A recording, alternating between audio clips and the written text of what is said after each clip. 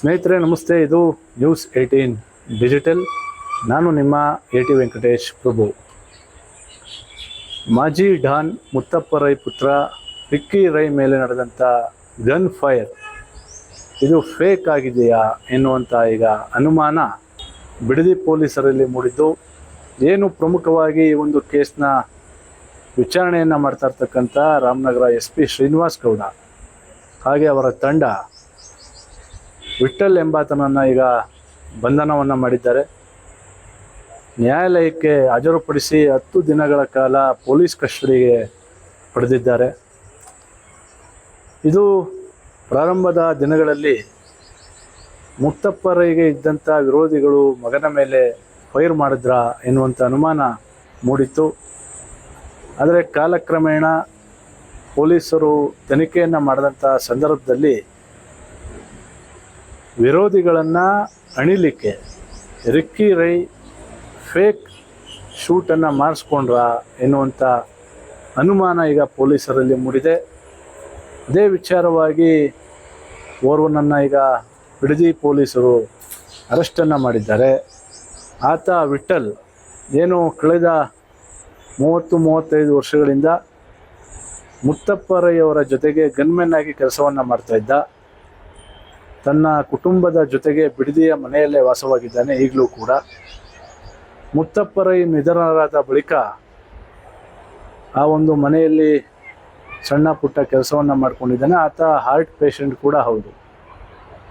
ಆದರೆ ಇಲ್ಲಿ ಪೊಲೀಸರಿಗೆ ಬಂದಿರತಕ್ಕಂಥ ಅನುಮಾನ ಏನು ರಿಕ್ಕಿ ರೈ ಬಿಡದಿ ಠಾಣೆಯಲ್ಲಿ ದೂರನ್ನು ದಾಖಲು ಮಾಡಿದ್ದಾರೆ ಅವರ ವಕೀಲ ನಾರಾಯಣಸ್ವಾಮಿ ಮೂಲಕ. ಆ ದೂರಿನಲ್ಲಿ A1 ಆಗಿ ರಾಕೇಶ್ ಮಲ್ಲಿ, A2 ಆಗಿ ಅನುರಾಧ, ಇವರು ಮುತ್ತಪ್ಪರೆಯವರ 2ನೇ ಪತ್ನಿ. ಅದರ ವಿಚ್ಛೇದನ ಕೂಡ ಆಗಿದೆ. A3 ನಿತೇಶ್ ಶೆಟ್ಟಿ, A4 ವೈದ್ಯನಾಥನ್, ಈ 4 ಜನರ ಮೇಲೆ FIR ಏನು ದಾಖಲು ಮಾಡಿದ್ದಾರೆ. ಪ್ರಮುಖವಾಗಿ ಈ 4 ಜನರನ್ನು ಅಣಿಲಿಕ್ಕೆ ರಿಕ್ಕಿ ರೈ ಫೇಕ್ ಶೂಟನ್ನು ಮಾಡಿಸ್ಕೊಂಡ್ರ ಎನ್ನುವಂಥ ಅನುಮಾನ ಈಗ ಪೊಲೀಸರಲ್ಲಿ ಮೂಡಿದೆ. ಹಾಗಾಗಿ ಇದು ರಿಕ್ಕಿ ರೈ ಮತ್ತು ವಿಠಲ್ ಇಬ್ಬರೂ ಸೇರಿ ಈ ರೀತಿಯಾದಂಥ ಫೇಕ್ ಶೂಟನ್ನು ಮಾಡಿಸ್ಕೊಂಡು ಎಲ್ಲೋ ಒಂದು ಕಡೆ ತಮ್ಮ ವಿರೋಧಿಗಳನ್ನು ಈ ರೀತಿ ಅಣಿಬೋದು ಎನ್ನುವಂಥ ಲೆಕ್ಕಾಚಾರವನ್ನು ಹಾಕ್ಕೊಂಡಿದ್ರಾ ಎನ್ನುವಂಥ ಅನುಮಾನ ಈಗ ಬಿಡದಿ ಪೊಲೀಸರಲ್ಲಿ ಬಂದಿದ್ದು. ಪ್ರಮುಖವಾಗಿ ಈ ಒಂದು ಕೇಸ್ನ ವಿಚಾರಣೆ ಮಾಡ್ತಾ ಇರ್ತಕ್ಕಂಥ ರಾಮನಗರ SP ಶ್ರೀನಿವಾಸ್ ಗೌಡ ವಿಠಲ್ ಎಂಬಾತನನ್ನು ಕಳೆದ ದಿನ ಅರೆಸ್ಟ್ ಮಾಡಿದ್ದಾರೆ. ಜೊತೆಗೆ ನ್ಯಾಯಾಲಯಕ್ಕೆ ಒಪ್ಪಿಸಿ 10 ದಿನಗಳ ಕಾಲ ಪೊಲೀಸ್ ಕಸ್ಟಡಿಗೆ ಪಡೆದಿದ್ದಾರೆ. ಆದರೆ ಮತ್ತೊಂದು ಕಡೆ ಈ ವಿಚಾರವಾಗಿ ರಿಕ್ಕಿ ರೈ ಪರ ವಕೀಲ ನಾರಾಯಣಸ್ವಾಮಿ ಮಾತನಾಡಿ, ಇದು ಫೇಕ್ ಶೂಟ್ ಅಂತೇಳಿ ಸುಳ್ಳು ಸುದ್ದಿಗಳನ್ನು ಕೆಲವರು ಹಬ್ಬಿಸ್ತಾ ಇದ್ದಾರೆ, ಇದು ಸತ್ಯಕ್ಕೆ ದೂರವಾದ ಮಾತು ಎಂಬ ವಿಚಾರವನ್ನು ಕೂಡ ಅವರು ಮಾತನಾಡಿದ್ದಾರೆ. ವಿತ್ ಡ್ಯೂ ರೆಸ್ಪೆಕ್ಟ್, ನನ್ನ ಮಾಧ್ಯಮದವ್ರಿಗೆ ತಾವು ನೋಡಿದ್ದೀರಾ ಕೂಡ, ನೀವೇ ಒಂದು ಸಲ ಯೋಚನೆ ಮಾಡಿ. ಎಲ್ಲೋ ಒಂದು ಕಡೆ ರಿಕ್ಕಿ ರೈಗೆ ತನ್ನನ್ನು ತಾನು ಹಾರ್ಮ್ ಮಾಡಿಕೊಂಡು ಜೀವ ಕಳ್ಕೊಳ್ಳೋದಕ್ಕೆ ಇಷ್ಟನಾ? ಒಂದು ಯೋಚನೆ ಮಾಡಿ. ಎರಡನೇದು, ಒಬ್ಬ ಮನುಷ್ಯನ ಮಾತನ್ನು ಕೇಳ್ಬೋದು, ಯಾವ ಬುಲೆಟ್ ಕೂಡ ಯಾರ ಮಾತನ್ನು ಕೇಳಲ್ಲ. ಅದನ್ನು ತಾವು ಒಂದ್ಸಲ ಅರ್ಥ ಮಾಡ್ಕೊಬೇಕು. ಇವನ್ ಎಲ್ಲರೂ ಅರ್ಥ ಮಾಡ್ಕೊಬೇಕು. ಯಾರೋ ಒಬ್ಬ ಅಕಸ್ಮಾತ್ ಫೈರ್ ಮಾಡ್ತಾನೆ ಅಂತಂದಾಗ ಆ ಫೈರ್ ಮಾಡೋವಂಥ ಬುಲೆಟ್ ಹೆಂಗೋಗುತ್ತೆ, ಯಾರಿಗೋಗುತ್ತೆ, ಯಾರು ಎದೆ ಸೀಳುತ್ತೆ, ಯಾರಿಗೆ ಗೊತ್ತು. ಸೊ ಯಾರಿಗೂ ಕೂಡ ಒಂದು ಬುಲೆಟನ್ನು ನಂಬ್ಕೊಂಡು ತನ್ನ ಜೀವನ ಇನ್ನೊಬ್ಬರಿಗೆ ಕೈಗೆ ಕೊಡುವಂಥದ್ದು ಯಾರು ಕೂಡ ಇಷ್ಟಪಡೋದಿಲ್ಲ. ಒಂದು. ಎರಡನೇದು, ಮುತ್ತಪ್ಪರಯ್ಯವ್ರ ಮಗನಿಗೆ ಬುಲೆಟ್ ಪ್ರೂಫ್ ಕಾರ್ಗಳಿದೆ. ರೆಗ್ಯುಲರ್ ಆಗಿ ಆತ ಲೈಕ್ ಮಾಡುವಂಥ ಒಂದೇ ಒಂದು car black colour Fortuner car. ಯಾವತ್ತಿದ್ರೂ ಅದೇ ಕಾರಲ್ಲೇ ಓಡಾಡೋದು. ಒಂದು ದಿವಸ ಕೂಡ ಆ ಕಾರು ಬಿಟ್ಟು ಬೇರೆ ಕಾರ್ಗಳಲ್ಲಿ ಮ್ಯಾಕ್ಸಿಮಮ್ ಹೋಗೋದೇ ಇಲ್ಲ. ಯಾವಾಗಲೂ ಅವ್ರು ಫಾರ್ಚುನರ್ ಕಾರಲ್ಲೇ ಓಡಾಡೋಂಥದ್ದು. ಇವಾಗ ಹಂಗೂ ಅವ್ರು ಏನೋ ಒಂದು ಕ್ರಿಯೇಟ್ ಮಾಡಬೇಕು ಸೀನ್ ಅನ್ನೋದೇ ಆಗಿದೆ. ಅವ್ರು ಫಾರ್ಚುನರ್ ಕಾರಲ್ಲಿ ಹೋಗೋದ್ರ ಬದಲು ಅವ್ರು ಬುಲೆಟ್ ಪ್ರೂಫ್ ಕಾರಲ್ಲಿ ಹೋಗ್ಬಿಟ್ಟು ಏನೋ ಒಂದು ಇನ್ಸಿಡೆಂಟ್ ನಡೆಸಿದ್ರು ಅಂತ ಹೇಳಿ ಒಂದು ಪೊಲೀಸ್ ಕಂಪ್ಲೇಂಟ್ ಕೊಟ್ಟು ಫಾಲ್ಸ್ ಆಗಿ ಮಾಡ್ಬೋದಾಗಿತ್ತು. ಸೊ ಒಂದು ಅರ್ಥ ಮಾಡ್ಕೊಳ್ಬೇಕು, ಅವ್ರಿಗೆ ಅದ್ರ ಅವಶ್ಯಕತೆ ಖಂಡಿತ ಇಲ್ಲ.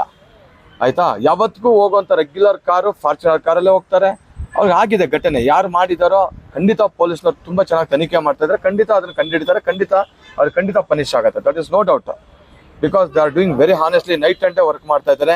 ನಮಗೂ ಅವ್ರ ಮೇಲೆ ನಂಬಿಕೆ ಇದೆ.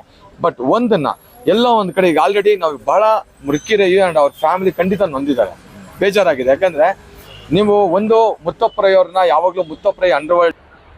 ಆದರೆ ಮತ್ತೊಂದು ಕಡೆ A1 ಆರೋಪಿಯಾಗಿರ್ತಕ್ಕಂಥ ರಾಕೇಶ್ ಮಲ್ಲಿ ಕೂಡ ಮಾತನಾಡಿದ್ದಾರೆ. ವಿಚಾರಣೆಯನ್ನು 2 ದಿನಗಳ ಕಾಲ ವಿಚಾರಣೆಯನ್ನು ಎದುರಿಸಿ ಈ ಪ್ರಕರಣಕ್ಕೂ ನಮಗೂ ಯಾವುದೇ ರೀತಿಯಾದಂಥ ಒಂದು ಸಂಬಂಧ ಇಲ್ಲ, ಆದರೆ ಸುಮ್ಮನೆ ನಮ್ಮ ಹೆಸರನ್ನು ಇಲ್ಲಿ ತಳುಕಾಕ್ಲಾಗ್ತಾ ಇದೆ ಎನ್ನುವಂಥ ನೇರ ಆರೋಪವನ್ನು ರಾಕೇಶ್ ಮಲ್ಲಿ ಅವರು ರಿಕ್ಕಿ ರೈ ಮೇಲೆ ಮಾಡಿದ್ದಾರೆ. ಜೊತೆಗೆ ನಮ್ಮನ್ನು ತುಳಿಲಿಕ್ಕೆ ಈ ಒಂದು ಪ್ರಯತ್ನ ಮಾಡ್ತಾ ಇದ್ದಾರೆ ಎನ್ನುವಂಥ ಆರೋಪವನ್ನು ಕೂಡ ರಾಕೇಶ್ ಮಲ್ಲಿ ಮಾಡಿದ್ದಾರೆ. ನೋಡಿ, ಅವರಿಗೆ ಗುಂಡು ಹೊಡೆದವನು ಅವನು ಫ್ರಾನ್ಸಿಸ್ ಅಂತ ಅವನು ಗುಂಡು ಹೊಡ್ಸಿದ್ದಾನೆ ಮುತ್ತಪ್ರೈಗೆ. ಅವನಿಗೆ ಸುಮಾರು 74 ವರ್ಷ ಆಗಿದೆ. ಹೈ ಶುಗರಿಂದ ಬಳಲ್ತಾ ಇದ್ದಾನೆ. ಈ ಮಕ್ಕಳಲ್ಲಿ ಅವನು ಏನೋ ದುಡ್ಡು ತಗೊಂಡು ನಮಗೇನೋ ಹೊಡೆಯೋಕ್ಕೆ ಅಂತ ದೊಡ್ಡ ಮಟ್ಟದಲ್ಲಿ ಪ್ರಯತ್ನ ನಡೀತಾ ಇದೆ. ಇದರಲ್ಲಿ ಮುಖ್ಯ ಆರೋಪಿ ಫ್ರಾನ್ಸಿಸ್ ಎನ್ನುವನು. ಮತ್ತು ಒಂದು ಕೂಡ ಟೀಮ್ ಕೂಡ ಇದೆ. ಈ ಮಕ್ಕಳಲ್ಲಿ ಬೇಕಾದಷ್ಟು ದುಡ್ಡು ತಿಂತಾ ಇದ್ದಾನೆ. ಈ ಮಕ್ಕಳಿಗೆ ಅದು ಅರ್ಥ ಆಗ್ತಾ ಇಲ್ವಾ ಏನು ಅಂತ ನನಗೂ ಕೂಡ ಗೊತ್ತಿಲ್ಲ. ಯಾಕಂದರೆ ಫ್ರಾನ್ಸಿಸ್ ಬರಲಿ, ನಾವು ಕೂಡ ಏನೋ ಕೈಕಾಲು ಕಟ್ಟಿ ಏನು ನಿಂತಿಲ್ಲ. ಅವ್ನು ಬರಲಿ, ಎಷ್ಟು ದೊಡ್ಡ ಜನ ಆದರೂ ನಾವು ಅವನಿಗೆ ಎದುರಿಸ್ತೇವೆ, ಖಂಡಿತ ಬರಲಿ ಅವನು ಅಂತ ನಾವು ಕೂಡ ಕಾಯ್ತಾ ಇದ್ದೇವೆ. ಮತ್ತು ನಾವು ಯಾವುದೇ ಇಲ್ಲಿಗಲ್ ಆ್ಯಕ್ಟಿವಿಟೀಸಲ್ಲಿಲ್ಲ. ನನ್ನ ಮೇಲೆ ಕೇಸ್ ಇಲ್ಲದೆ ಸುಮಾರು 22 ವರ್ಷ ಆಯಿತು. ನಾನು ಯಾವುದೇ ಆ್ಯಕ್ಟಿವಿಟೀಸಲ್ಲಿ ಕೂಡ ಇಲ್ಲ. ಯಾಕಂದರೆ ನೀವು ನೋಡ್ಬೋದು ನಮ್ಮ ಮೇಲೆ ಎಷ್ಟು ಕೇಸ್ ಇದೆ ಅಂತ.